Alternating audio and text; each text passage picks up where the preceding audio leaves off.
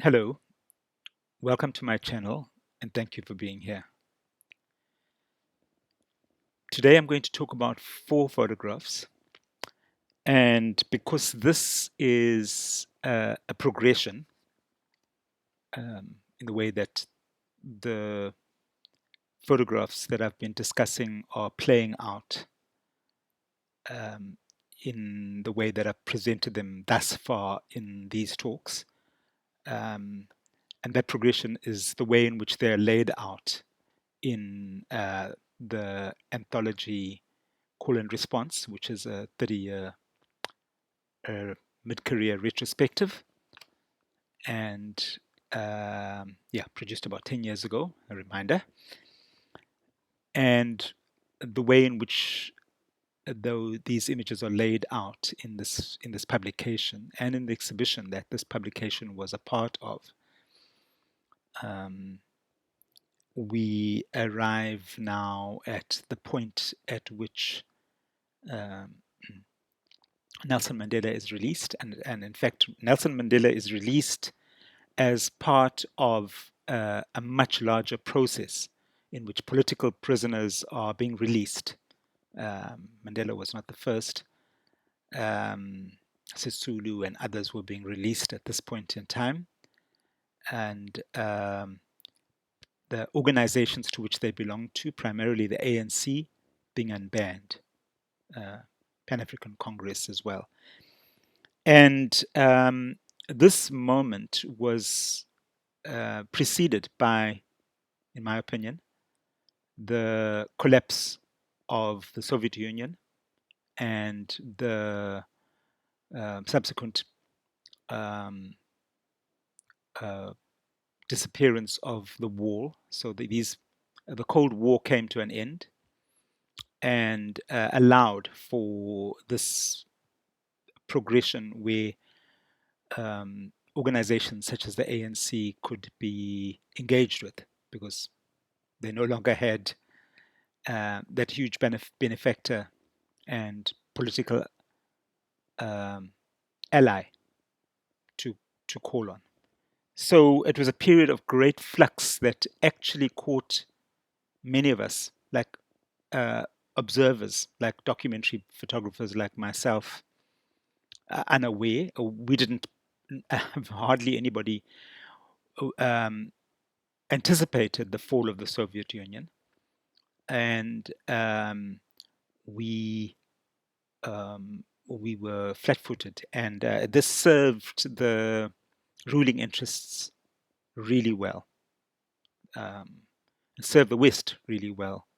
Um, and it's one of the fallouts is that it's caused me to pay a huge amount more attention to global politics, primarily through geopolitics, which is the West's favored way of engaging with the world in order to retain its hegen- hegemony.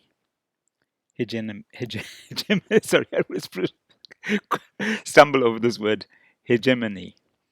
So the first image that you've seen, and you're seeing again now, is of Soweto students um, en route. The caption reads, Soweto youth en route to the first rally attended by Nelson Mandela on his release after 27 years in prison on political charges, 1990. And I, tried to photograph this huge uh, flux of change taking place. I don't think I did the greatest job of it. The previous talk I've done shows the right wing response to Mandela's release, and this image of the youth marching through the streets was yeah, very uh, an attempt to capture the spirit of that time. Um, the next image you're looking at is of Mandela entering a stadium And the caption reads, Nelson Mandela arrives at the first rally to welcome him back after his release from 27 years in prison on political charges. So this is the same meeting, that political rally, that the youth that you saw march um, in the streets of Soweto walking towards would be coming to this particular meeting. And a very youngish looking Mandela with an entourage for the first time.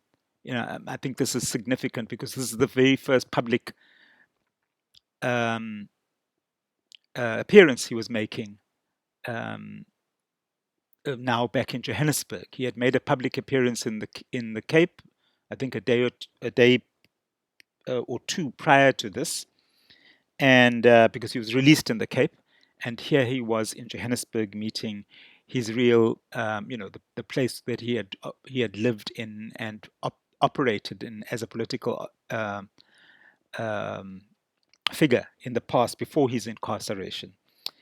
And I particularly like that Cecil sign in the stadium. Um, I have this is the FNB Stadium, although I'm told that it wasn't the FNB Stadium, and I'm still not quite certain what the name of the stadium was. Um, but a very hesitant and emergent. You see these men with their arms in their jackets. There was a great deal of anxiety that Mandela would be assassinated soon after his release, um, and and this was a very young movement's attempt to safeguard him.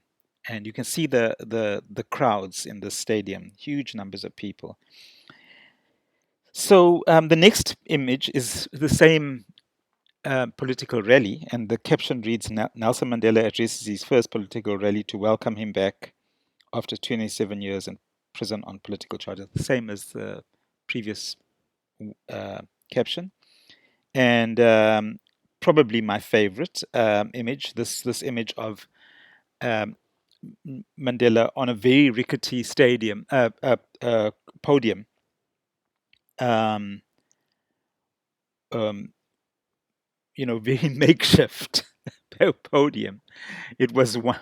The ANC was going to up its game soon after that and receive the kind of financing that they needed to do this a lot more in a much more sophisticated way. But there you see, it didn't last in such a prominent place for that much longer.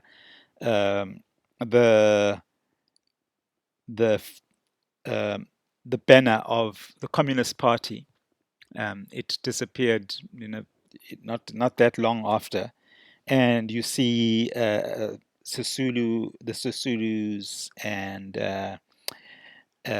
you see representatives of white monopoly capitalism there, and Madikizela, before she also became disgraced and airbrushed out of this movement. Muhammad Valley on the other end of the Communist Party flag, uh, signifying his intent, um, and a very dapper and youngish looking Mandela um, on a podium as rickety as that construct in the background behind him. um, you know, I do like this image. I think it did capture the flimsiness of everything that we are still living through. So then the next image is of the caption reads, Nelson Mandela greeted by Joe Slovo on his first trip out of South Africa to meet the exiled African National Congress leadership after 27 years imprisonment on political charges. Lusaka, Zambia, 1990. And I had to self-finance this trip to Lusaka. I had to kind of sneak into a colleague's, Walter Dadler, the AFP photographer, hotel room at the Pamotsi, I think it was, in Lusaka, and photograph this historic encounter. So I have a lot more images of that, of Mandela's encounter. But here he was at the airport, being greeted jubilantly by Zambians and the exiled um, African National Congress leadership. And in this image, a warm embrace by Joe Slovo. Um, I really um, considered myself fortunate to have made that sojourn out with Mandela, to have, to observe this historic meeting. Um, and I must say at this point that I have quite a few Mandela stories, obviously, as somebody who photographed him. But I think the important thing I'd like to say is that I photographed him for a very short period of time after his release. I wasn't one of those that continued to photograph him throughout his career. I did photograph him a few more times on assignment for various people that were needing images of their delegation's visit to meet with Mandela. But I had some significant, which I probably will talk about at some other point, encounters with him in those few days. There was, like a week or so, not more than that, that I focused on Mandela after his release, and the reason I withdrew was largely because he was being the entire world had descended to photograph Mandela and to report on Mandela and comment on Mandela, and I felt that firstly I don't operate in that way. I'm interested in the marginalized and the dispossessed, I guess, to representing those voices. And there was no shortage of people out there to photograph, well, from a photographic perspective, to do that. And every opportunity to photograph him was this huge melee of photographers all jostling for the prime position. Not my scene at all, and I was very happy to step aside and um,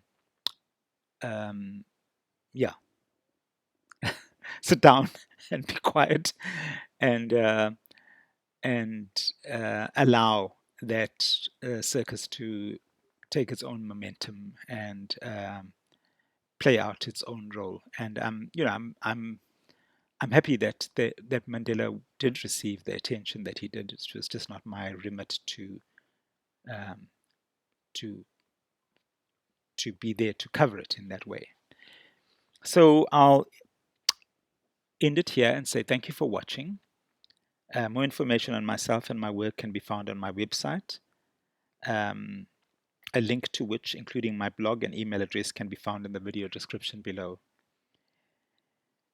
If you like this talk, remember to click the like button and press subscribe. It helps the channel grow.